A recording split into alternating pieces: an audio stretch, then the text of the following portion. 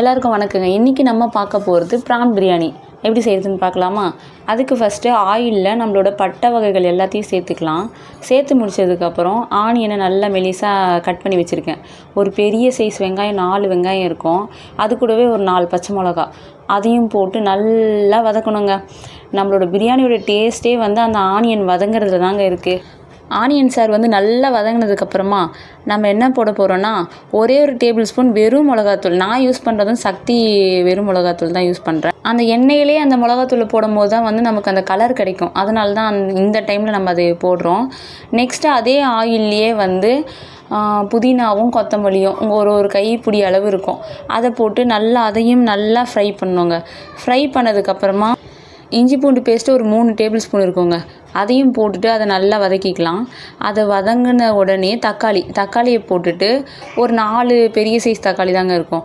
அது கூடவே உப்பு போட்டு நல்லா அதை வதக்கணுங்க.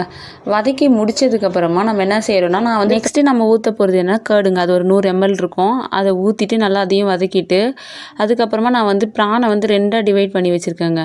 கொஞ்சம் ஃப்ரை பண்ணி வச்சுருக்கேன், கொஞ்சம் நார்மலாகவும் எடுத்து வச்சுருக்கேன். நல்லா மஞ்சள்தூள் போட்டு கழுவி வச்சுருக்கேன்.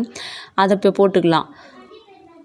அதையும் நல்லா வதக்கிட்டு 1 கப் ரைஸுக்கு 1.5 பங்கு அந்த மாதிரி தண்ணி எடுத்துப்பேங்க.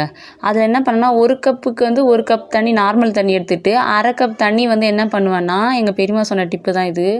அரிசி ஊற வைக்கிறோம் இல்லைங்க, நல்லா 3 வாட்டி வாஷ் பண்ணிவிட்டு அந்த அரிசி ஊற வைக்கிற தண்ணியவே ஒரு 1/2 கப் எடுத்துக்கிட்டோன்னா அந்த ஃப்ளேவர் நம்ம பிரியாணிக்கு இருக்குன்னு சொன்னாங்க. நான் அதே தான் ட்ரை பண்ணுறேன். நல்லா தாங்க இருக்குது. நீங்களும் ட்ரை பண்ணி பாருங்கள். தண்ணி ஊற்றினதுக்கப்புறம் நல்லா கொதிக்கணுங்க. கொதித்த உடனே ஊற வச்ச அரிசியை போட்டுக்கலாம்.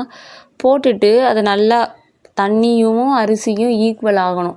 அந்த ஸ்டேஜில் நான் வறுத்து வச்சுருந்தேன்ல ப்ரான்ஸு, அதை இப்போ போட்டுக்கிறேங்க. அதை போட்டு ஒரு கலக்கிட்டு நம்ம தட்டு போட்டு மூடிடலாம். அதுக்கு மேலே நான் வெயிட்டுக்கு என்ன பண்ணுவேன்னா, நல்ல ஒரு குண்டால் ஃபுல்லாக தண்ணி பிடிச்சி வச்சுருவாங்க. வச்சுட்டு 1/4 மணி நேரம், என்னோடய டைம் 1/4 மணி நேரம் தான். இப்போ அந்த 1/4 மணி நேரம், அந்த 10 நிமிஷம் கழித்து நம்ம ஓப்பன் பண்ணி பார்த்தா நம்மளோட ப்ரான் பிரியாணி ரெடிங்க. இந்த ரெசிபி உங்களுக்கு பிடிச்சிருந்தா வீட்டில் கண்டிப்பாக நீங்கள் ட்ரை பண்ணி பார்க்கணும். ட்ரை பண்ணிவிட்டு எனக்கு கமெண்ட்டில் சொல்லுங்கள். இந்த வீடியோ உங்களுக்கு பிடிச்சிருந்தா லைக் பண்ணுங்கள், ஷேர் பண்ணுங்கள், சப்ஸ்கிரைப் பண்ணுங்கள். தேங்க்ஸ் ஃபார் வாட்சிங். பாய்.